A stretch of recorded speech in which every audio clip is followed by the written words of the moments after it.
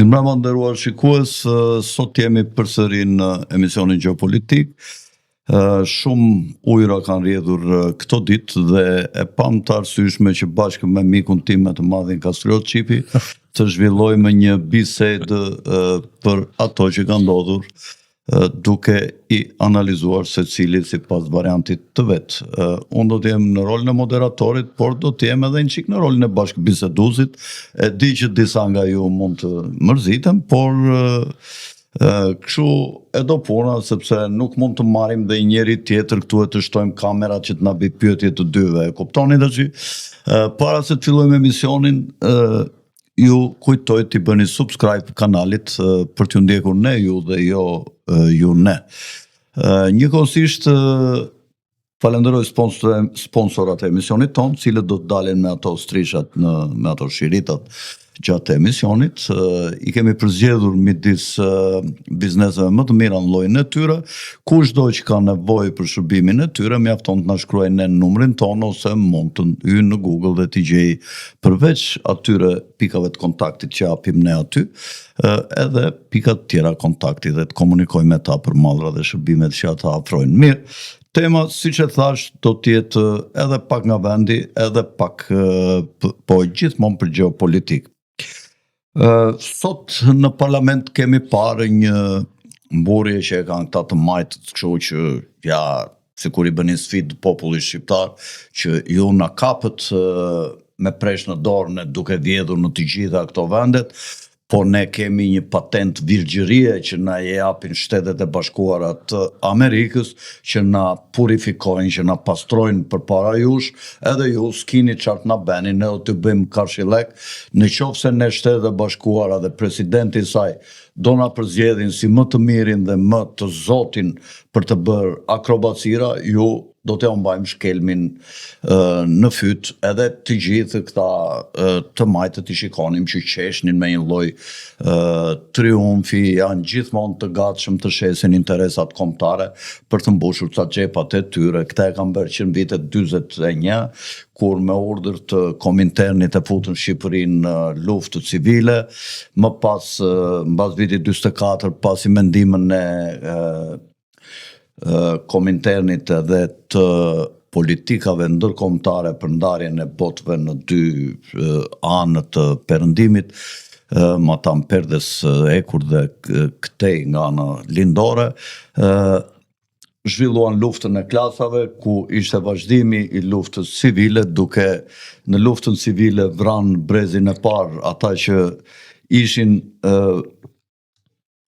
politikanë, pra që kishin marrë një anë gjatë luftës, më pas vranë ata që mbetën gjallë, që ishin politikanë dhe i burgosën, pra ishin politikanë të burgosur, pasaj vazhduan me bitë të tyre, në bas viteve 60, kur brezi tyre filloi të zhdukesh, 60-70, filluan me të burgosurit politik, pra me fëmijët e politikanëve që ishin vrarë ose ishin burgosur. Edhe sot qeshin me qësëndi që ja, ne shkojmë nga frynera, pavarësisht se si shkon fati i popullit, kush e llogarit popullin e shkelim me këmbë, ja bëjmë edhe atë qiqi në koka dhe s'ngrejnë kokë fare, rinë urtë, janë si dele. Qëllimi i këtyre emisioneve është që pikërisht t'ju japim syt njerëzve dhe t'i bëjmë një popull që të reagojë dhe sa herë që të ketë mundësi për të folur, të di, të flasë sipas interesit kombëtar dhe jo sipas interesit të ngushtë.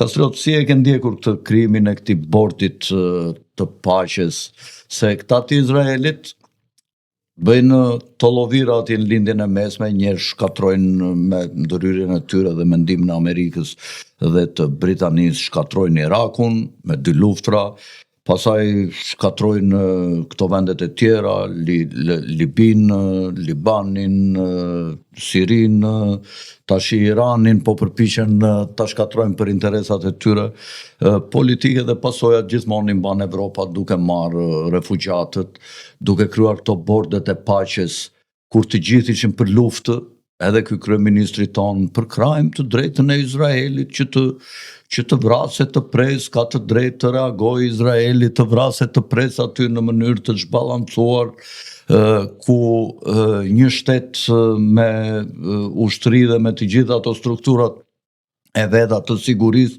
godet një popull të parmatosur që e ka dhe popullin e vet, e godet. Dhe tash gjithë pasojat duhet të fillojmë të paguajmë ne që i mbështetëm ata që shkatruan, duhet ne tash të vëmë të paguajmë që ta rindërtojmë atë vend që ne i përkrahëm kur ata e shkatruan. Pra më duke një qik nonsens edhe këto bëhen me mburje, pse? Se vetëm se i ka thirrur presidenti Trump, se Trumpi po bën hapur politikën e Izraelit. O e ka shumë frikë Izraelin, nuk e di se çfarë ndodh, kërkon ta bëj superfuqinë lindjen e mesme vetë të bëhet ande nga ana perëndimore, superfuqia e madhe që të kontrollojë 2 Amerikat, marrë dhe Groenlandën dhe të bëjë dhe politikat e saj në Arktik. Kryesisht këtu të lënë lindjen e mesme Izraelin, Evropën ta lënë në fatin e vet pa burime energjetike, Rusia ketë Heartlandin dhe Kina përsëri pa burime energjetike, sidomos në qoftë se i marrin dhe Iranin pas Venezuelës, ku ajo siguronte sasi të mëdha të burimeve energjetike. Si e shikon këtë bordin e paqes ti, edhe këtë mburjen e këtyre, i mban të virgjër kjo, pse i ka thirrur Trumpin atë, dhe bien këto problemi Ballukut, problemi i atij zvensk kryeministrit tjetër, Ametajt më përpara, disa ministra Beqja me radhë, çankta të tjerë sa zvensk ministra, kryetar bashkish, domethënë të gjitha që pas kanë ngrënë dardha dhe që janë kapur nga çarku i Millt. Po mund të ketë dhe shumë të tjerë që kanë ngrënë dardha dhe nuk janë kapur nga çarku i Millt, po sidomos me Ballukun, laku u duk se po i vinte shumë afër Ramës, sidomos me nxitjen e emisarëve amerikanë që ndodhen aty. Në SPAK u krija bindja që do goditesh edhe kryeministri, sidomos me çështjen e Akshit, i cili është kryesisht plotësisht në kontrollin e kryeministrit, dhe ku doli që një strukturë kriminale ishte ngritur me atë, si quhesh ai nga Durrësi, ai Agasi edhe ai Beqiri, që kishin marrë fonde pafund nga kjo Akshi dhe kishin marrë dhe në kontroll gjithë këto që janë fushat sigurisë lartë për të kontrolluar, kishin rënë në dorë të disa njerëzve që me sa duken janë kriminal në veprimet e tyre dhe ordiner, nga ato provat që kam mbledhur SPAK-u me ato kamerat që kam pasur ata aty brenda. Si e shikon këtë situatën ti që po mburën shumë këta të majtët, edhe këta të djathtët që theshin do ta marrin Ramadurën me helikoptere, do ta shpihen kështu, do ta shpihen ashtu. Sot Rama ju tha do vete vetë, tha atje, tha, meqense keni thënë që do vinë të më marrin me helikopter, do t'ja u kursej, tha, dhe do shkoj vetë atje në Washington. Kur Rama mundohet të mbi vlerësoj ftesën që i ka ardhur për t'u bashkuar bordit të paqes për Gazën, që në fakt i ka ardhur Shqipërisë, jo Ramës, pra edhe ti edhe unë po të ishim kryeministër do të vinte ftesa, siç ka shkuar Kosovës. Kur Rama e bën këtë, natyrisht e bën politikë të brendshme. Natyrisht që mundohet ta mbi vlerësoj faktin që Shqipëria është ftuar për të bërë pjesë, dhe natyrisht që po luan me porta të vogla, domethënë futbollin e mëhallës që luhet në Shqipëri. Rama në një kuptim ka drejt ta bëjë këtë gjë, sepse edhe krahu i Berishës ka kaq kohë që thotë ne kemi lasivitën, lasivita do na heqin on gratën, do vinë një ambasador që do na mbështesë neve hapur, Ramon do vinë ta marrin në zyrë, do ta arrestojë FBI-ja, do ta çojnë në Amerikë. Pra me të tillë mitologji e ka mbajtur bazën e vet Berisha. Kështu që në këtë kuptim, mirë bën Berisha që e bën këtë lojë për të gënjur të vetët, mirë bën dhe Rama që gënjen të vetët me këtë lojë e thirrjes në fondin, në bordin e paqes, ndërkohë që ne e dim që në bordin e paqes është ftuar dhe Lukashenko, një njeri që nuk zon respektin e askujt në politikën botërore. Nuk ka se si të kesh respektin e dikujt kur ti ke 35 vjet që drejton një shtet. Është vetëm, nuk e di, Korea e ka pasur. Po 35 vjet është absolutisht rekord. Ka dhe vende të tjera që. Po ka pasur dhe Kameruni 40 vjet, po nuk është më. Po nga ata që janë sot, nga ata që janë sot, ky është 35 vjet. Nga ata që janë sot nuk ka 35 vjet. Si kanë bërë. Ka pasur më përpara, ka qenë në veri. Azerbajxhanit aq ka 30 e sa vjet. Kanë këta të Kazakistanit dhe ata kështu. Nuk e di ai kanë bërë 35. Po gjithsesi një nga më e gjatët. Dhe Trumpi e ka thënë cop që disa mund mos jenë njerëz simpatik, po kanë autoritet. Autoritetin e shteteve të cilat drejtojnë. Dhe ai po bën një organizëm që po anashkalon OKB-n. Pra gjëja më e rëndësishme për të komentuar në krimin e bortit të paqes është anashkalimi i OKB-s. Sepse duke qenë se OKB-ja është demonizuar nga Izraeli, është paraqitur si aleate e Hamasit, sikur çdo punonjës i OKB-s në terren është një luftëtar i Hamasit apo një spiun apo një bashkëpunëtor apo propagandist i Hamasit. Atëherë Trumpi ka zgjedhur që të krijojë një organizëm të ri që praktikisht dublon dhe merr atributet që duhet i kishte OKB-ja. Nga ana tjetër, pakush po thotë që kjo ftesa është thjesht horrifike, sepse që të bëhesh antar nga Këshilli i Sigurimit në stadion asnjë s'ka nga 5 qerë. Kina nuk ka pranuar dhe as Britania, as Franca. Rusia ka thënë me një gjysmëllafi Lavrovi që në qoftë se na kthejmë paret e ngurtësuara, mund t'i mbajnë 1 miliard. Po, ajo është lëvizje shumë e zgjuar. Unë e pasha të dhe pëlqeu shumë, sepse Rusia ka shumë masete të bllokuara. Trumpi ka mundësi të influencojë dhe për ato 1 miliard është gati t'ia jap të tjera. Po, Rusia sigurisht po luan shumë bukur, edhe Putin e kishte konfirmuar këtë që jemi gati të bashkohemi me kusht 1 miliard që të dalë nga fondet e ngrira. Nga ana tjetër, sepse pyetja ishte me ekspoze pak të gjatë, thirrja në këtë bord natyrisht nuk amniston asnjë nga krimet apo që janë provuar apo akuzat për krime për qeverinë apo për eksponent të saj, qoftë nga beqja, qoftë nga mund të ndikohet spaku nga këto të politikës kështu apo nuk e besoj. Trump spaku mund të ndikohet nëse vjen në një direktive posaçme në kanale gjysmë zyrtare, të gjysmë zyrtare nga persona zyrtar, por që flasin pa protokoll. Që mund t'i thonë drejtuesve të spakut lëreni këtë ministër, po lëreni këtë deputet se na duhet neve, është aseti ynë, mos e prekni. Vetëm kështu. Po ndryshe nuk e besoj se emocionohet askush në spak se del Rama dhe thotë na kanë thirrur në bordin e paqes. Rama ka thënë edhe që më kanë thirrur të mbaj fjalim në Knesset, në parlamentin e Izraelit, dhe tha është një nder që ja kanë lënë vetëm Trumpit. Pra, po të dëgjosh Ramën, i bie që personi i dytë i huaj që respektohet në Izrael pas Donald Trumpit është Edi Rama. Nëse kjo do ishte e vërtet, pyetja e parë do ishte ky çka bërë për Izraelin që e japin këtë nder. Se për Trumpin e dim. Ky po bën agjendën 2030 që Izraeli kërkon ta bëjë në çdo vend të botës. Në rregull, pra domethënë kaca përveç është disa pa para të tjerëve, prandaj kjo është edhe një nga arsyet që ata vlerësojnë.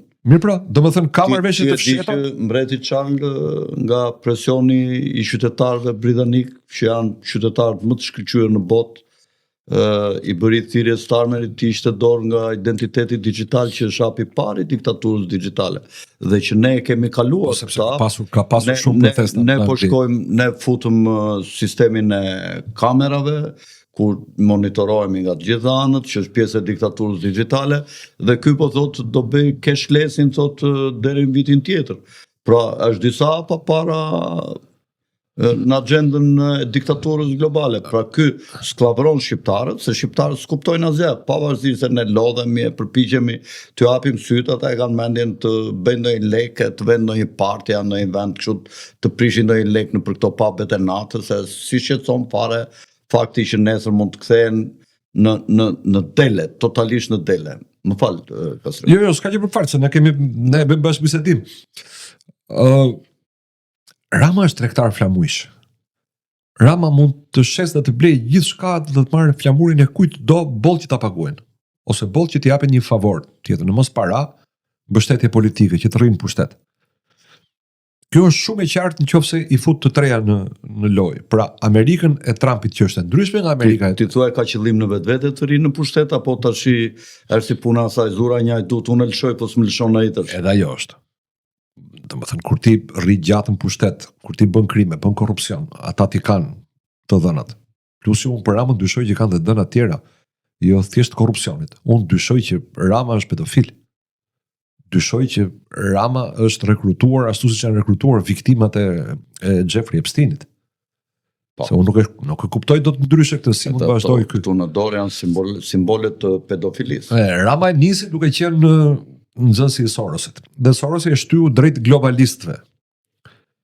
Me këtë logjik do t'i binte që ai sot do ta kishte punën keq me Trumpin dhe keq me izraelitët, sepse që të dy janë kundërshtar të Sorosit. Mirë, po me sa duket Rama si tregtar flamush që është, ka bërë pazar edhe me ata. Dhe unë nuk e shikoj që është kaq e parëndësishme kjo puna e Sazanit edhe e Zvërnecit, siç mundohet ta shprehsoj Berisha, që ka dalë dhe ka thënë që nuk është ndonjë gjë, Sazani s'ka ne vlerë, kemi bërë mirë, flasim mirë për bordin e paqes. Bordi i paqes nga ana tjetër është shumë i paqartë si do funksionojë. Domethënë dihet që Trumpi po fton kryetar shtetesh apo kryetar qeverish dhe po thot, nëse do pozicion nderi, Kina s'ka pranuar të shkojë. Izraeli Izraeli ka formale se Izrael pa dëshirën e Izraelit Trumpi s'do bënte asgjë, po hiqet sikur nuk është dakord që të bëhet ajo me qëllim që ta pranoj bota muslimane, se një gjë që e do Izraeli, ata idhen gjithmonë thonë kanë ndonjë gjë këtu dhe kundërshtojnë. Ky bëhet sikur s'do që ta pranojnë gjithë bota muslimane. Izraeli, po ka dhe edhe shtete të tjera që nuk po më kujtohet tash që nuk kanë mbajtur akoma në bordi i paqes. Si e mendon ti këtë bordin e paqes në këndvështrimin që ta thash unë? Ta thash pra unë mendoj që është dublimi Shqipëria dhe nëse ftojnë në kuptimin honorifik, po, sa ta po shpjegoja që ti mund të jesh antar honorifik, po që të bësh antar me drejta të plota dhe ta ruash atë post atje në bord, duhet paguash $1 miliard, që Shqipëria nuk i ka.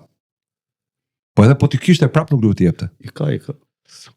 Po them me mundësitë ekonomike që ka, nëse do vendosin i kanë në offshore, mund të kenë 15 miliard. Po jo, por nuk i paguan paratë e vet Rama për gjëra të tilla, do paguajnë me para tona nëse paguan. Sa Rama, ti e the Rama. Po Rama është kryeministri tani. Pra nuk e besoj se do ta bëjnë këtë gjë. Kina natyrisht nuk ka arsye ta bëjë, po vendet të tjera, vendet që mund ta kenë atë $1 miliard, po duhet mendohen 2 herë, natyrisht kanë arsye. Pse? Unë të kujtoj ty që vjet pati një rrjedhje videoje që u bë fshehur as me celular në një takim që ambasadori i Izraelit në Austri bëri në një takim me diasporën që i futet Austrisë. Dhe ndër të tjerë ai thoshte në bisedë, le ta ndërtoj BE-ja Gazën. Ne prap do ta shemim nga e para. Në këto kushte, çdo politikan i mençur që ka një fije përgjegjësie përpara popullit vet, do mendojë mirë ata jep atë $1 miliard apo jo. Sepse nesër Izraeli do t'i kërkojë para këtyre siç ka kërkuar gjithmonë Francës. Izraeli vetë u shëmbë prap, këta prap do thonë Izraeli ka drejt. Këtë po them pra po të kesh një fije përgjegjësie përpara kombit tënd, nuk i jep ato $1 miliard sepse e di që janë të humbura. Po pra. Po dhe s'ka arsye pse do t'i japësh ti ato? Jo, po tjetë se ka garanci të plota. Pse do t'i japësh ti ato? Ata bën luftë, shkatruan dynjan e ne të paguajmë tash? Shikon, nëse paguaj Izraeli ti bëj. Nëse do zbatoj e drejta siç duhet, dëmshpërblimin duhet ta paguajë të gjithën Izraeli, patjetër. Po ne e dim që Izraeli nuk funksionon si vendet e tjera. Ne e dim që Izraeli e mbyll bilancin e pagesave për buxhetin e çdo viti me subvencionet që merr nga SBA-ja, nga Franca, nga Gjermania dhe nga Britania, se përndryshe nuk i dalin llogarit. Është shtet i falimentuar. Nëse nuk merr ato miliarda që merr nga këto 4 vende, ai shtet nuk ekziston. 3.8 miliard pa marrë parasysh fondet të tjera që i merr në mënyrë emergjente, 3.8 miliard i ka të garantuara çdo vit nga SBA-ja edhe në kohë paqeje. Madje tani po afrohet data që duhet rinovohet ky memorandum dhe ka republikanë që po kundërshtojnë, duan që të mos vazhdojë më kjo marrëveshje. Është ideja Tucker Carlson, i cili thotë Amerika first, Amerika e para, do të thotë që ne të mos mendojmë për Izraelin të parin. Po të mendojmë për Amerikën, siç flasim të veprojmë. Dhe Amerika nevojat më të mëdha, thot Tucker Carlson, i ka për burimet energjetike, thot, dhe burimet energjetike i kanë muslimanët, me të cilët Izraeli është në luftë sot. Ne duhet ta garantojmë ekzistencën e Izraelit, thot Tucker Carlson, dhe të themi që askush s'ka drejt ta prek, kush e prek ka punë me ne, por ne duhet mbajmë miqësinë rreth parë thot me vendet myslimane, thot ato duhet kemi mik, s'kemi ne thot pse të bëhemi në botën myslimane njerëzit më të liq thot djajt e botës sot për interesat që ka Izraeli. Po, Dhe për këtë kanë filluar ta quajnë antisemit. Dhe ka filluar ta përjashtojnë pak nga kampi i të djathtëve, sepse nuk lejohet që ke republikanët të jenë antisemit, sepse këta janë shumë pro-Izraelit. Kam përshtypjen që po çahet shumë keq lëvizja MAGA në Amerikë. Sepse çahet, nuk është vetëm Tucker Carlson. Nuk është as vetëm Candace Owens, janë shumë republikanë, madje edhe në rrethin e ngushtë të Trumpit, mjafton të përmendësh Douglas McGregor, kolonelin që ka qenë këshilltari ushtarak i Trumpit. Po. E ka praktikisur Trumpin, është kritik i politikës ushtarako ka qenë imperialiste që po ndërmerr tani Trump. E kanë akuzuar si pro-rus, por në fakt ai ka qenë realist dhe ato që ka thënë është shumë kritik. Po, edhe Scott Ritter. I ndjeri Charlie Smith. Scott Ritter ka qenë i ngarkuar në Irak kur u sulmua Iraku për kontrollin nëse kishte armë të shkatrimit të masës. Emisari kryetari i misionit të OKB-s. Pra janë shumë njerëz brenda Partisë Republikane, edhe politikanë, ke Thomas Messin, që është kundër, ke Rand Paul, djalin e të famshmit Ron Paul, ish kandidatit për president, drejtorit të Institutit Libertarian, që janë zëra shumë të fuqishëm. Senatori Kentucky. Që po thonë, ore, Amerika e para, është Amerika e para, nuk ka vend për interpretim. Po kërkon dhe arrestimin e këtij të OBSH-s në Amerikë, ky si e kishte ky Rand Paul po thua? Po, ka kërkuar arrestimin. Rand Paul ka qenë brillant në gjithë kohën e pandemisë. Ka kërkuar arrestimin e këtij mos si e kishte Fauci. Ka kërkuar arrestimin e Fauci. Se the OBSH-s, më dova që të folet për Tedrosin. Po, përfaqësuesin e OBSH-s në Amerikë është. Drejtori i Institutit të Epidemiologjisë, Shëndetit Publik dhe Qendrës për Parandalimin e Sëmundjeve. Po. Qendrën për kontrollin e sëmundjeve. Po, Rand Paul ka qenë kundërshtari i tij që nga dita e parë, ka qenë i pari që ka thënë, jo unë s'mbaj maska, s'guxon njëri në parlament të më thotë mua të vi me maskë, nuk kam për të vaksinuar kurrë dhe ka kërkuar hapjen e shkollave dhe bizneseve. Rand Paul është brillant, është një nga njerëzit që unë e dua më shumë. Dhe Trump është revoltuar shumë me të tani, ka filluar ta sulmojë, ta stigmatizojë, ç'nuk ka thënë është një gjë e ftohtë sigur që nuk fitonte asgjë pa mua, që po më del gjithmonë kundra, in fakt doli dhe tha me statistik, kam votuar 91% ligjeve që ka sjell administrata. Jam kundër luftës, jam kundër mbështetjes pa kushte të Izraelit dhe jam kundër që Izraeli të kontrollojë Amerikën. Ishte edhe kundër luftës në Venezuelë. Po. Është kundër luftës në Iran. Patjetër. Po të gjithë njerëzit e mençur janë kundër luftës. Ne e përmenda të ndjerin Charlie Kirk. Unë kam përshtypjen që aty është prerë fatura aty. Ditën që shkoi në Shtëpinë e Bardhë dhe u mundua për 2 orë të binte Trumpi që të mos u ndërhynte ushtarakisht në Iran. Dhe këtë Izraelit nuk ta falin, Netanyahu nuk ta fal, sepse Netanyahu për këtë jeton, ka 40 vjet që punon për luftë me Iranin. Po Netanyahu kukullet që janë të tjerë mbi Netanyahu. Mirë, pra, dakord, po atë rol ka marrë rolin e luftënësit. Izraeli është prom private e Rothschildëve. Dhe po t'i kthehemi pak Davosit për shembull, me që është Davosi tani kryefjala, nuk e di a dëgjove ç'a mund të thoshin fjalë të përgjithshme për Davosin, për shembull këtë vit në krahasim me vitet e tjera, si mund ta përmbledhësh? Unë do ta përmbledh kështu, ashtu si Chelsea në partiturën muzikore përcakton mënyrën se si lexohet gjithë vazhdimësia e partiturës, ndërhyrja e Trumpit ka vendosur Chelsea në mënyrën se si do lexohet ky Davos i këtij viti, ndryshe nga vitet e tjera. Ka folur Trump, ka folur dhe sekretari, pra ministri amerikan i tregtisë, Lutnick. Trumpi sqaroi të gjitha patatet e nxehta të politikës. Ndryshe, do ta quajë ra globalizmi. Për mua ka rënë, po është mirë kur e pranon Mark Carney, që është një nga kampionët e globalizmit, ish guvernatori i Bankës Qendrore të Anglisë dhe tani kryeministri i Kanadas. Edhe i Kanadas i guvernator. Po. Lutem pëlqeu shumë sepse ishte shumë i thjeshtë në mënyrën se si ndërtonte frazat, pra kryeministri i tregtisë tha globalizmi ka falimentuar, po e çon falimentim Amerikën, Europën perëndimore, të vetmet që kanë fituar janë Kina dhe shtetet si puna e Kinës. Dhe tha një gjë fare të thjeshtë. Kanë agendat jeshile. Po pra, ju doni tha të bëni makinat elektrike brenda 2030-s, ndërkohë që nuk prodhoni baterinë e prodhon Kina. Duke e bërë këtë gjë, tha, varfëroheni dhe viheni në shërbim të Kinës, sepse Kina ju kontrollon. Kështu që më vjen mirë që edhe kampionët e globalizmit po e pranojnë që globalizmi ka mbaruar, ose më saktë, po shkon drejt vdekjes sepse kanë dalë në skenë njerëz si Trump, se përndryshe do vazhdonte business as usual, business as zakonisht. Karnet në Kinë 4 ditë para një javë. Shiko, Karni po pranon që rendi ka mbaruar, por nuk është se po ofron alternativën e Trumpit. Ai kërkon marrëdhënie bilaterale midis shtetesh, por në të njëjtën frym. Para i prap foli për klimën, për agjendë të gjelbër e për marrëzira të tilla, sepse ai nuk është se ka ndryshuar. Ai thjesht po njeh faktin. Kampioni në OKB, ai ka formuluar. Po pra, ai thjesht po njeh faktin që nuk po funksionon më, sepse kur të del nga rrjeshti Amerika, që është vendi më i fuqishëm, ekonomia transferuar $1 trilion në Kinë me këtë lëvizje që bëri, sepse 70% të eksporteve Kanadaja i kanë në Shtetet e Bashkuara. Mi po tash Trumpi e ka tarifuar me 10%. Dhe shumë mallra i dalin nga loja, se nëse ngrihet çmimi 10%, ka mallra të tjerë që e konkurrojnë. Kanadaja ka shumë të vështirë të bëjë pa Amerikën. Shiko, Kanadaja për vite me radhë ka funksionuar mirë sepse ka eksportuar naftë në SBA.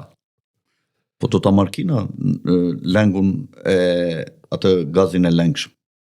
Të gjithë do të jap Kinës. Kina do sjell makinat. Mund të jap Kinës, po problemi është që qysh në momentin që Trumpi merr akses në naftën pra Amerika merr akses në naftën e Venezuelës, interesi për Kanada bie. Sepse nafta kanadeze është e ngjashme në përbërje me naftën e Venezuelës, por shumë më e shtrenjtë se nafta e Venezuelës. 50 milion fuçi ka marrë Trumpi. Po të vazhdoj ta marrë. Nuk do i ndahet. Sepse nuk i ndahet Groenlandës, nuk do t'i ndahet as Venezuelës. Ato do t'i ndajnë dhe njëkohësisht Trumpi tash nuk lejon që paret e Venezuelës, që ishin paret zeza, dhe që i pastronin bankerët që fut në Londër kryesisht, Trumpi i bllokovi dhe duket që ka një armiqësi shumë të madhe mes Trumpit dhe City of London.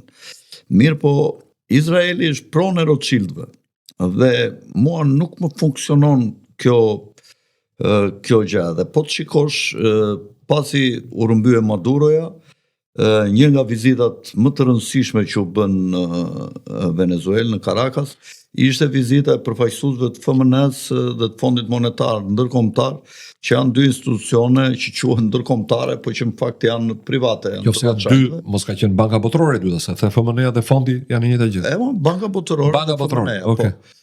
Kam mbajtur përfaqësuesit e tyre dhe kam bërë takim me presidenten dhe me guvernatorin për të marrë emisionin e paras. Njëkohësisht dhe Irani, që është një nga shtetet që nuk e pret paran ke Rothschildët, një nga presionet e mëdha që po i bëhen është të pranojë që paran ta marrin City of London, ta presin. Pra, mua më duket, megjithëse Trumpi duket sikur kërkon ta shkatrojë Britaninë, ta coptojë duke i marrë dhe Kanadan, nga ana tjetër nuk e di, më duket që ka ca nonsense që nuk shkojnë, duke përkrahur kaq shumë Izraelin, që është prona e tyre, duke ju dhënë këtyre bankat qendrore se rrezovi Maduron, për shembull mund t'ja merrte vetë emisionin e paras, si thashë do ta presim neve. Më kupton? Banka qendrore amerikane. Jo. Futi ata. Do me thënë vetë mori naftën atyre u dha paran. Nëse Rothschildët bëjnë marrëveshje të fsheta, kjo është punë tjetër, por zyrtarisht monedën e shtyp çdo vend vet. Jo. Zyrtarisht po flas. Zyrtarisht. Nëse për sa i përket Kanadas, unë mendoj që llogaria e Trumpit i thotë që Kanadaja është një vend shumë më woke se Amerika. Dhe nuk do kishte asnjë leverdi Trump dhe republikanët dhe magat, pra njerëzit që kërkojnë sovranizëm, nëse ta zëm hipotetikisht nesër Kanadaja me referendum bashkohet me Shtetet e Bashkuara të Amerikës. Qofse e merr Kanadan siç është dhe e bashkon sot me Amerikën, republikanët nuk fitojnë zgjedhje. As një dhomë të Kongresit, as dhomë e ulët, as dhomë e lartë, as presidentin. Kanadezët janë shumë woke. Ajo që kam unë përshtypjen që intereson Trumpit është vetëm Alberta, pra një nga provincat e Kanadas, që është më e pasura, po që është e varur tërësisht nga nafta dhe gazi, dhe atë ka ekonomi kryesore. Unë dyshoj që Trumpi do përpiqet që të nxjisë frymën separatiste në Alberta, që Alberta të shkëputet nga Kanadaja dhe të bëhet shteti 51, po themi, i Amerikës. Po të them, me naftën e Venezuelës, Kanadaja pret që ta ketë shumë keq punën. Dhe mirë t'i bëhet, sepse kur Biden ndaloi procesin e ndërtimit të atij naftësjellësit shumë të madh që po ndërtohej, që do të lidhte Kanadan me Amerikën, Kanadaja nuk reagoi. Ishte Trumpi që e kishte kërkuar atë, që të merrte naftë nga Kanadaja. Bideni e mbylli, këta nuk u ndjen. Tani Trump po rikthen prodhimin në vend të naftës, sepse po heq ato pangesat artificiale që bëhen gjithmonë, jo mjedisi, jo po tërsi vërsi dhe ulet prodhimi energjisë si pasojë e mungesës naftës.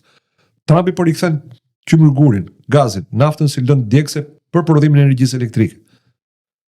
Do marr një pjesë të naftës së Venezuelës, nuk e di nesër ndoshta arrin marrëveshje edhe me Iranin. Dhe po e mori këtë, është game over. Mbaron loja e energjisë. Kina gjelet shumë keq. Kanadaja po ashtu. Dhe Evropa ngelet shumë keq. Evropës nuk ka fajin Trumpi, që t'jemi të sinqertë. Britania ka ato. Evropa është shpendur vetë. Ka ato investimet e vetë. Çfarë fajin ka Trumpi Evropës, që Europa thot prodhimin bujqësor do ta shkatrojmë, do t'i importojmë nga Amerika Latine, industrinë e makinave do ta shkatrojmë, do t'i importojmë nga Kina. Naftë s'kemi, gaz nuk kemi, qymërgur s'kemi, e mbyllim sepse gjoja mbrëm mjedisin. Tubot i hodhën erë me Rusin, e hodhën Nord Streamin, vazhdojmë me politikat woke, me marrëzirat për censurimin e fjalës lirë, me shkatrimin e familjes, nuk i ka asnjë faj Trump. Tapat, gjithmonë me janë ca, më fal për që po përdor këtë, po nganjëherë meritojnë këta liderët evropianë. Janë ca buçet vogla që ulërasin, bëjmë gam. Asnjëra nuk ka takat që të shkojë të mbrojë Ukrainën ashtu siç është për të mbrojtur, sepse i rrajin gjoksin. Ukraina, shko për mbrojtje. Përballesh do të me Rusin? Jo, mbyllë. Nuk mund të bësh trim me armat e Amerikës. Amerika, kur të thot pastaj s'ti jap armë, ç'do bësh? Ku do futesh? Tani, në këtë pikë ka drejt Trumpi. Nga 45 deri më sot do të mbroj unë. 80 vjet që të mbroj unë. Se e tha dhe në Davos prapë, dje. Sinit zot mbrojni vetë. Edhe pastaj unë them dua një copë akulli në Groenlandi, ju më çojni, më thoni jo. Kjo është mungesë mirëjoja tani. Është copë akulli që në vitin 45 e kanë kërkuar 100 miliard. Nuk e di këtë shifër, po unë besoj që Trump është gati për çdo lloj marrëveshje tregtare. E theksoi këtë rradhë që nuk kanë ndërmend të ndërhyjë ushtarakisht Trumani ka kërkuar 100 miliard Danimarkët dhe nuk kanë pranuar. Nuk do më duke i fare çudi. Ata janë 57.000. 1 trilion. Ata janë 1 trilion duket shumë. Megjithatë, ndoshta kanë bërë llogaritë, po 57.000 banor janë ata. Po më 45 1 trilion. Sot shumë para janë. Po them, nëse ata janë 57.000 banor, me sa para blet vota 1 trilion është 100 miliard apo 1.000 miliard. 1.000 miliard. 1 trilion është 10% të trilionit tipi. Okej, 100 miliard. Okej. Pra, llogaria është kjo, 57.000 banor, sa mendon ti që e shesin votën? Se të gjitha shesin votën me një farë çmimi. Nuk e shesin me 50 euro si e shesin në Shqipëri, po ti thuash një familje me 4 vet, do merrni secili nga $250.000 me kush që pranoni që këtë vend ta kontrollojë Amerika, si thua, nuk do votojnë? Do votojnë. Tek e fundit ata danez nuk janë inuit, janë popull tjetër që kanë histori tjetër, kanë gjuhë tjetër. Dhe tani po del që pas ka qenë as shumë e ëmbël marrëdhënia me Danimarkën, se pas kanë bërë edhe programe sterilizimi në mas danezët aty fshehurazi. Siç kanë bërë izraelitët me të ashtu quajturit çifut të Ethiopis, që i kanë sterilizuar në mas. Kështu që qëndrimi i Trumpit është fare i qartë. Ajo që Trumpi po i luan mend, të gjithë është që po i thot gjëra troç. Hapur, se nuk është se s'ka ndodhur këtu as. Gjithë ato që po bën Trumpi nuk është gjë e re. Kjo ka qenë politika e botës deri në 90-ën. Kam fuqi ta marr, do ta marr. Në 90-ën Amerika ja preu orekset të cave, sepse tha tani jam vetëm unë. Nuk ka të tjerë. Ai e tha bile në Davos, edhe prap kishte drejt, që tha siç kemi blerë dhe territoret të tjera, se Alaskën e kanë blerë. Po. Luizianën ja ka Luizianën e kanë blerë Francës. Alaskën ja blenë Rusisë. Madje hodhi një kunjë edhe për vendet e europiane që tha kanë shitur dhe në Europë, tha, edhe kanë blerë. Tha. Siç ka pas dhe vendet që kanë shtuar, ka pas dhe vendet që e kanë paksuar territorin e tyre me pazaret që kanë bërë. Tani në momentin që ai thotë unë nuk do ta marr me dhunë, prap konfirmoi që nuk kanë ndërmend ta prish NATO-n, nuk do ta fusën krizë NATO-n duke sulmuar një vend, sepse teorikisht Grenlanda quhet pjesë e NATO-s, duke qenë se është pjesë e Danimarkës. Po tha do ta blej. Me çfarë do ta luftosh? Ata kanë thënë që nuk e shes. Kush? Danez. Po se kanë ata? Nuk është në shitje. Po se kanë ata? Danimarka ndërkohë ka quar forca ushtarake. Po se kanë ata, po sepse Trumpi është tallur dhe ka thënë shiko, Danimarka s'mbron dot veten, ka thënë jo të mbroj, por ndërkohë shumë shtete evropiane duket edhe sot ka pasur Parlamenti Evropian takim edhe këta përfaqësuesit e Këshillit të Europës janë takuar sot mbasdite, nuk e di çka kanë biseduar, dhe të gjithë në mënyrë unanime shprehin gatishmërinë që nëse Trump kërkon konflikt ushtarak duhet ta mbrojmë edhe me forcë. Kjo është ideja e përgjithshme e evropianëve. Ndërkohë Trumpi tallet, thotë Danimarka s'mbron dot veten, jo të mbrojë Grenlandën. Kjo është tamam për të qeshur, sepse në momentin që liderët evropianë bën këto deklarata për të treguar që gjoja e kishin seriozisht, dërguan ca ushtarë në Grenland. Gjermania e disa dërgoi gjithsej, se kur e mora vesh 13. Gjermania 80 milion banor u shtrëngua, u shtrydha dhe lëshoi 13 pika ushtarë si çoi në Grenland. Domethënë gjithë 8 shtete evropiane përfshi dhe Finlandës që ka qenë vendi më i vogël. Këtyre 8 shteteve ju vendosi sanksione. Po i tërhoqi sanksionet sepse ata tërhoqën trupët më herë, as 48 orë nuk bën trupat në Grenland, nuk kthyen të gjithë. Gjermanët të parët. Edhe prandaj lektë si qeni rrahur sot ai Merci në Davos, ankoi për Trumpin. E fliste prapë për Grenland, këto janë të gjitha, domethënë, shiko ca. Franca ka koloni. Hollanda ka koloni, që është 14 milion banor, nuk është as fuqi ushtarake. Belgjika. Po ja po marrim Hollandën, me që ja di Arubën që e ka atje në Amerikë Latine. Nëse Trump thot, unë dua Arubën, do pyes popullin e Arubës apo popullin e Hollandës? Dhe qeverinë e Hollandës. 15.000 kilometra larg, më s'është territori jot. E ke pushtuar dikur përpara 200 vjetësh. Unë s'po e pushtoj, nuk do vras askënd. Unë vjen dhe u them atyre njerëzve, hyni në një bashkim ekonomik. Ndërkohë Rusia ka dalë në krah të Shtetet Bashkuara dhe ka thënë që kanë të drejtë amerikanët për Grenlandën. Dhe Evropa Danimarka nuk mund të pretendojë s'ka asnjë lloj lidhje të bashkëputur organike me Grenlandën. Por është siguruar për saj si koloni dhe për shkak të rrethanave historike si kolonizator. Po mirë, rusat dhe kinezët e luajnë me këtë kartën e kolonializmit, sepse praktikisht sidomos Kina ka vuajtur nga kolonializmi, ka humbur territore. Është krejt normale që ta luajnë këtë kartë politike. Kina nuk e di, s'ka folur për këtë punë. Kina po unë s'do çuditesha sikur të jenë dakord të Evropës. Nuk do çuditesha, siç nuk do çuditesha që të thot tani Kina që okay. Kastriot, të bëj një pyetje unë, po të pyesni ndonjëherë, po të pyesni dikë në vitet 45 ose kohën e luftës së dytë botërore, që a mund të jetë vendosur Hitleri nga një pakicë e vogël në pushtet që të realizoheshin, domethënë përplasja e nazizmit me komunizmin për të prodhuar sionizmin. Do të bënin të çmendur nëse me siguri. Edhe sot, ndoshta pika më delikate që kanë sionistët është që të thuash që e provuam ne kur Lavrovi deklaroi që Hitleri ka gjak çiput dhe ata u hodhën përpjet dhe sot mbas 70 vjetësh është tema më delikate që ata nuk të lejojnë se u bie Holokausti, ju bien gjithçka.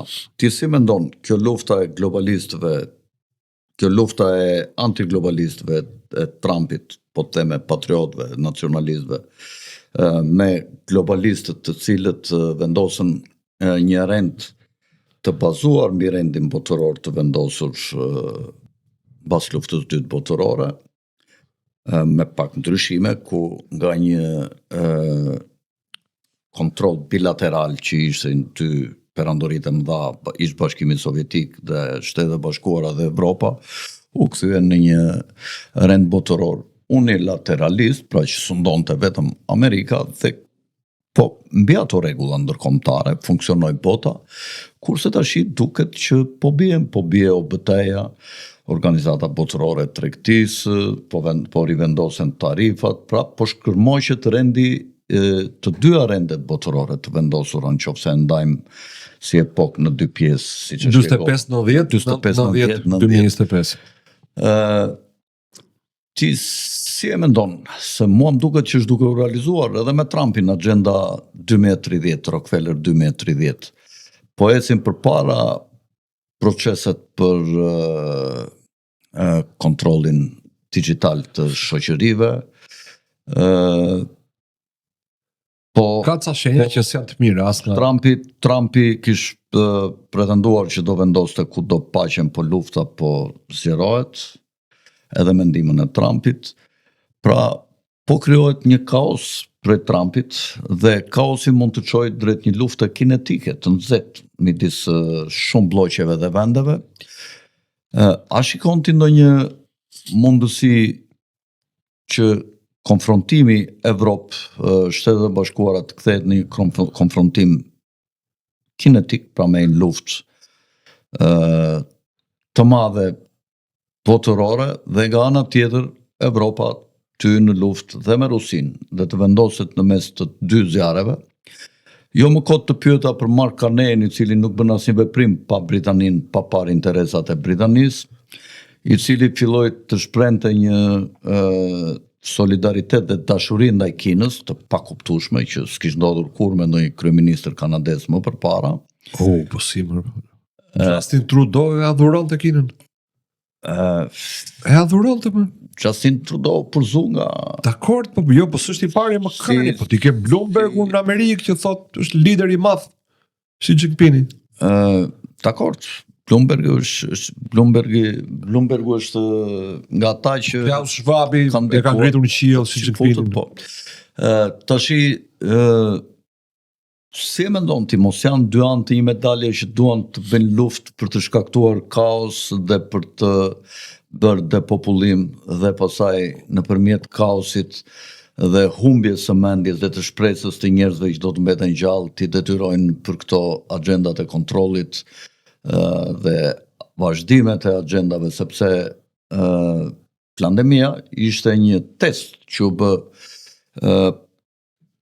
popullit nga qeverit. Nëse qeverit do t'i mbyllnin, do t'i leonin të dilnin, do t'i vinin maska, do t'i poshtëronin me mënyra nga më të ndryshme, do t'ju bënin vaksina me dhunë, me detyrim, dhe ata do të pranonin, pra ishte një test, nëse popujt mund të mashtroheshin dhe të bindeshin nëpërmjet mashtrimit dhe diktaturës, dhe arritën qëllimit. 65% e popullsisë në botë u vaksinuan, i zbatuan ato agjendat e globalistëve për pandemin, dhe tash këtyre ju është mbushur mendja që popujt ne mund t'i manipulojmë dhe mund të bëjmë çfarë duam. Besoj se kishte nevojë për provën e pandemisë, për të kuptuar që mund të manipulojnë popujt. E shikon ti këtë mundësi që bota të vazhdojë të kalojë drejt kaosit dhe luftrave të mëdha me politikën e Trumpit, dhe Trumpi të jetë pjesë e kësaj loje që bën policin e mirë dhe këta policin e keq, këta tjerët për të shkaktuar konflikt midis atyre që quhen globalist dhe patriot. Unë mendoj që ne jemi gjallë dhe ka ende shpresë, sepse elita financiare e botës është ndarë në dysh, në evangelist, zionist dhe në globalist. Po të kishin qenë bashkë ata, ne do kishim marrë fund me kohë. Por unë mendoj që në këtë binom, pra në këtë ndarje, ne në takon të bështesim qoftë edhe evangelist o zionistët nërsa i takon forcimit e identitetit kombëtar, sovranitetit kombëtar, dhe mbrojtjes së familjes, sepse përndryshe nga krahu tjetër e gjitha agjenda që na vjen është e tmerrshme, është e llaktarshme. Trump e nxori Amerikën nga protokolli i klimës i Parisit. E nxori nga pothuajse të gjitha organizatat e OKB-s. I ka shpallur luftë agjendës gjinore. Dje ka thënë gjëra të mrekullueshme në Davos. Dakor, po duhet parë sa efekt do kenë. Po e lan ta bëj ato që ka thënë dje, do jetë çudi e madhe. Për shembull, dje ka thënë që kompanitë e kartave të kreditit nuk mund të marrin 28% interes për paranë që japin.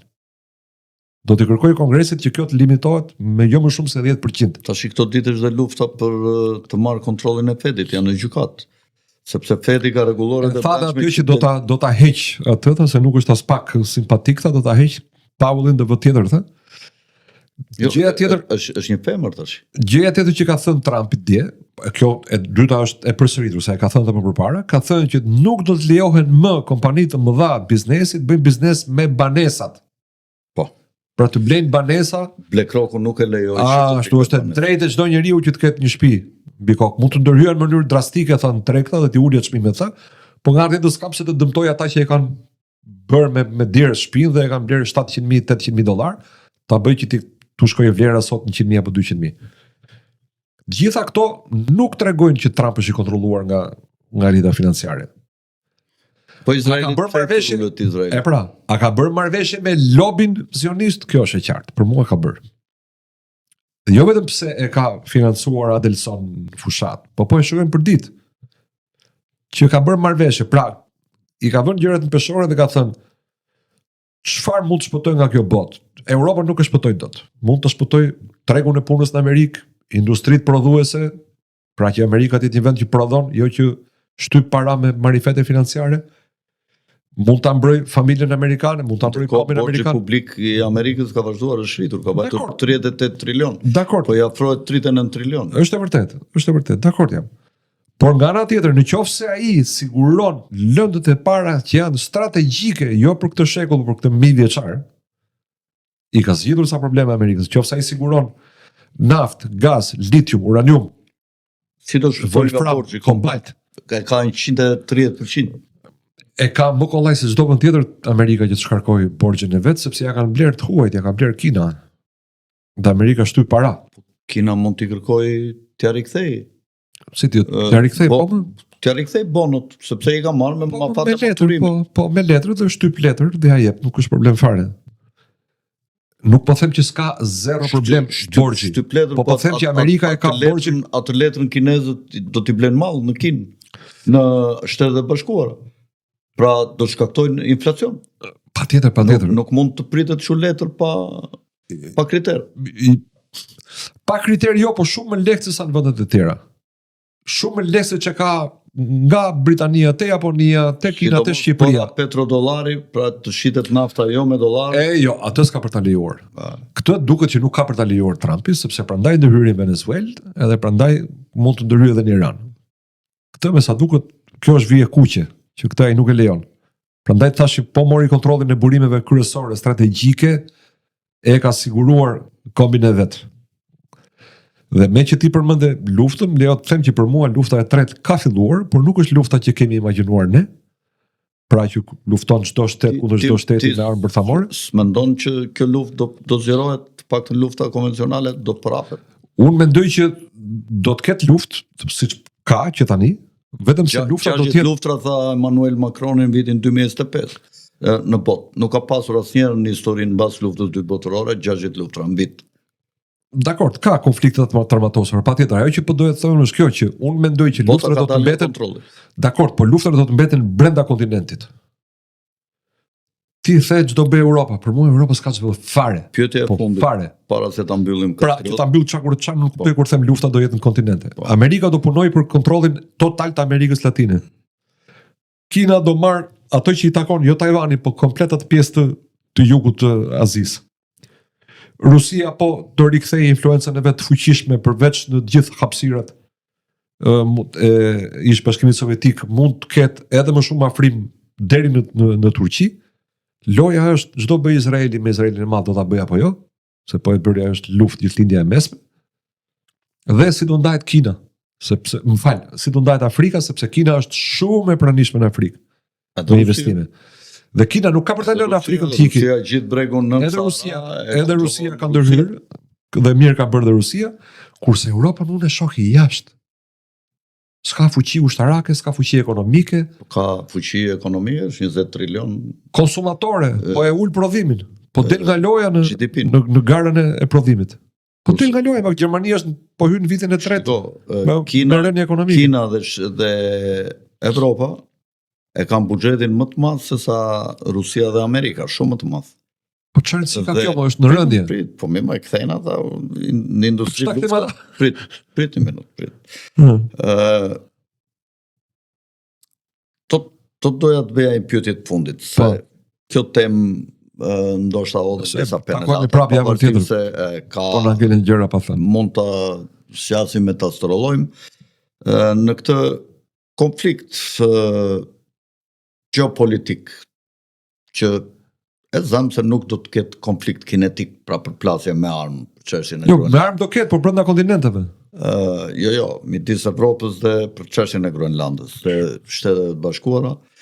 Unë them do ketë. Unë them jo. Dhe ti si e mendon pozicionin e Shqipërisë? Çfarë duhet bëjë Shqipëria?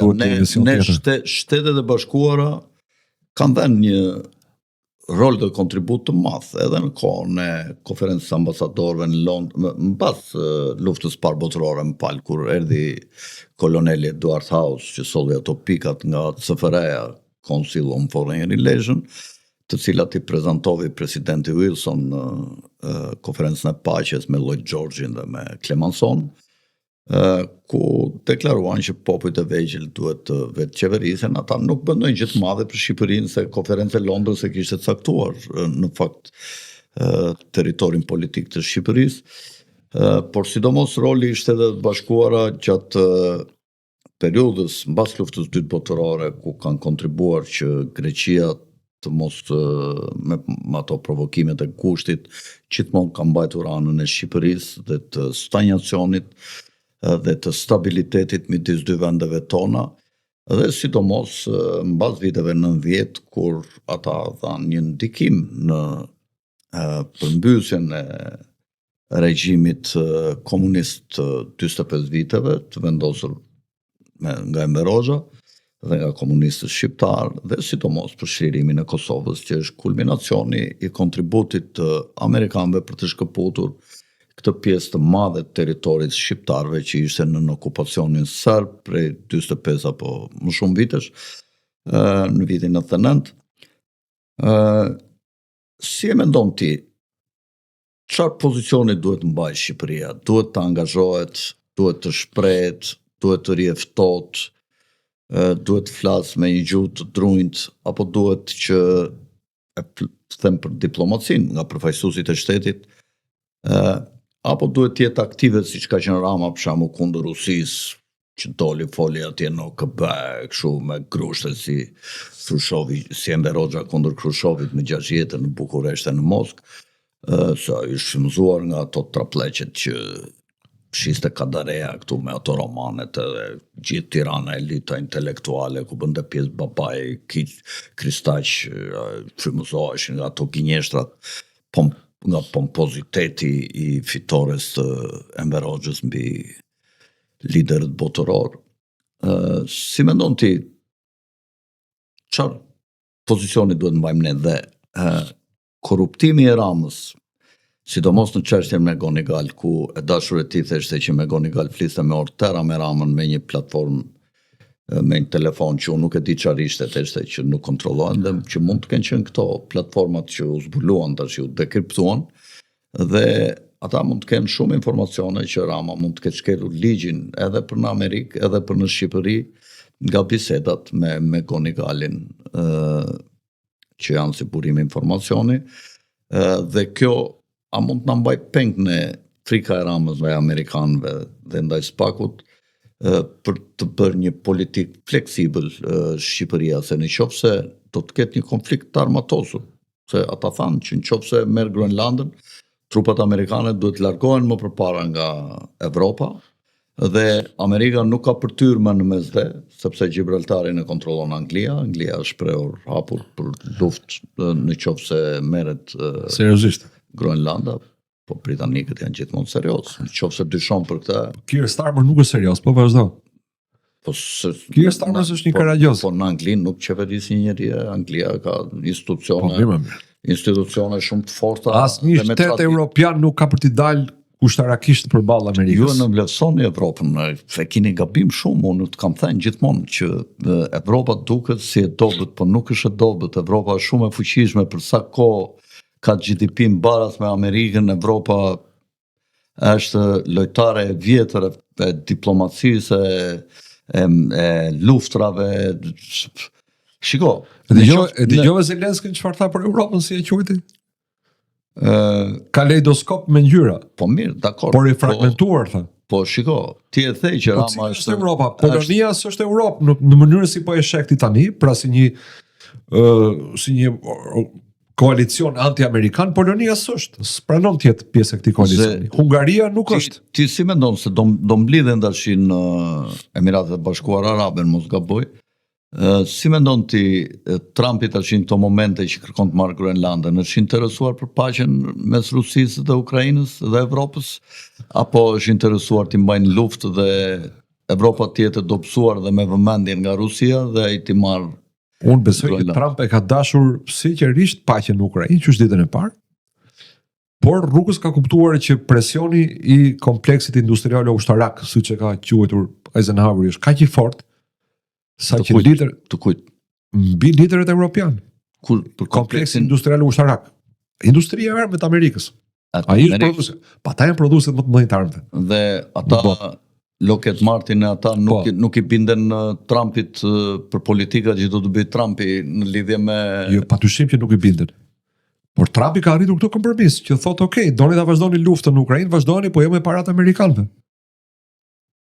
Le të vinë europianët t'i blejnë armët edhe në rregull jemi. Dhe për këtë arsye ka bërë atë presioni që të shkojë buxheti i mbrojtjes në 5% të prodhimit të brendshëm bruto në çdo vend antar. Ti mendon se ja ka rrasur faturë kompleksi ushtarak që kryesisht është kompleksi sionistëve që komandohen nga City of London nuk e transferojnë dot industrinë ushtarake më të përparuar që është në Amerikë ta transferojnë në Evropë, nëse Trumpi është duke u kundërvënë. Nuk është aq e thjeshtë, sepse ai kompleks është ndërtuar me subvencione shtetërore. Plus që armët nuk janë si çdo lloj malli. Jo, janë shtetërore, ato s'ka lidhje shteti me ato janë private. Janë ndërtuar me subvencione, me parat. Kush i ka bërë porositë armatimit? I ka bërë shteti. Po mos kishte dhënë shteti ato parat, industria nuk bëhej. Dakor, po mos harroni një gjë, armët nuk janë si domatet dhe vezët që mund ta marrësh pularinë ta çosh ku duash. Për armët ka kufizime, nuk i shet dot ku do ti. As nuk i transferon dot patentat i ku do ti. Tjetër temë. Po pra, nuk mund të shkojnë kaq kollaj në Europë. Në Europë do blej. Trumpi ato po thotë, doni luftë në Ukrainë. Hajdeni blejni. Ka paguar Bideni kaq miliard për Ukrainën, unë nuk paguaj më. Po rreziku për zgjerimin e luftës në Ukrainë si e shikon? Se për mua është duke shkuar drejt fundit, nuk ka po harxohen gjitha bateritë e Ukrainës. 600.000 vet kanë ikur brenda javës nga Kievi. 600.000 banor të Kievit kanë ikur nga Kievi sepse është pamundur të jetosh në 28 gradë në zero kur s'ka energji elektrike. 20 milion banor kanë ngelur. Në gjithë Ukrainën. Po Kievi nuk e di se sa i kanë mbetur, se 600.000 kanë ikë këtë javë. Nga ana tjetër, edhe Rusisi kanë ikur 20 ca milion banor, 24-25 milion banor. Janë larguar në Turqi, në vende të tjera në këto Uzbekistan. Po puna madhe. Janë 130 milion. Nga 150 pa që kanë bërë 130. 124, më duket, e kanë mbetur 114. E di që pastaj këta rusit e kanë shkuar në Turqi, nesër kthehen prap me një klik tjetër. Putini nxori ligjin që kinezët mund të hyjnë pa vizën në Rusi. Dhe në vitin 2017. Që lajm i madh ky. 2027 apo 2017? Falte në 2027. Po normale, po bën marrëdhëniet më të mira që të mundshme me Kinën, sepse është bërë partneri i parë tregtar. Se s'ka fuqi punëtore për të mbajtur dhe kompleksin ushtarak. Ja, më burr po i shet naftë e gaz, i shet qymirguri, është tregu më i madh. Është edhe India, treg shumë i madh, sepse edhe India shet shumë naftë, që India pasi plotsoi nevojat e veta ja shet Europës, a kjo është komedi që ti e di. Që bën xhiron e botës nafta, edhe vjen më shtrenjtë në Europë, sepse këta janë me namuska, nuk ja blejnë Putinit këta. I plejnë dhe këta një sasi naftë Putinit, po edhe këto që suati, domethënë janë të vërteta. Mirë, Kastriot, unë mendoj që me disa pyetje retorike që bëra, dhe me ato idetë mia që dhash, u përpoqja të bëja ndonjëherë dhe avokatin e djallit, jo se unë besoj në të gjitha ato që pyeta, dhe ju dhat përgjigje për shumë tema të nxehta. Pyetjet janë gjithmonë legjitime, s'ka pyetjet pa drejta. Po, dhe në fakt bota është në një kaos, dhe çdo lloj analize dhe çdo lloj mendimi nuk mund të jetë 100% i sakt nga kushdo, sepse ka vektor shumë dinamik që ndryshojnë pamjen e ngjarjeve që po ndodhin në botë, të konflikteve të reja që mund të lindin, të aleancave të reja. Koha është do të tregoj, por ne jemi të interesuar në radhë të parë për këtë Shqipërinë të vogël, Shqipërinë tonë të vogël, që të mos ketë dhe për popullin shqiptar. Kur them Shqipërinë, kam parasysh Shqipërinë natyrale, dhe për shqiptarët e Kosovës, dhe për shqiptarët e Malezi, dhe për shqiptarët e Iliridës, domethënë që ne i kemi vëllezërit tanë, të një gjakut, të një gjuhë, të mos kenë probleme të mëdha në gjithë të rikonfigurim të botës që po bëhet, në gjithë të shkëputjet tektonike dhe këto tërmetet të mëdha që po ndodhin në krijimin e këtyre zonave të reja, të kontrollit nga superfuqitë, ku shtetet e vogla do të jenë në varësi të shteteve të mëdha.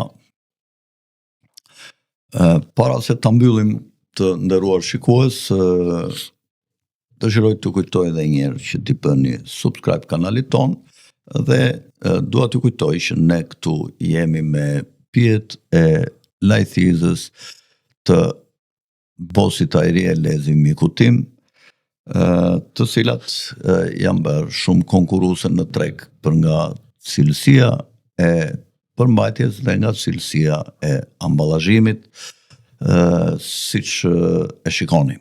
Nga unë Alfred Sako, natën e mirë dhe miru pafshim në emisionet e radhës. Kastriot, faleminderit. Faleminderit, natë e mirë.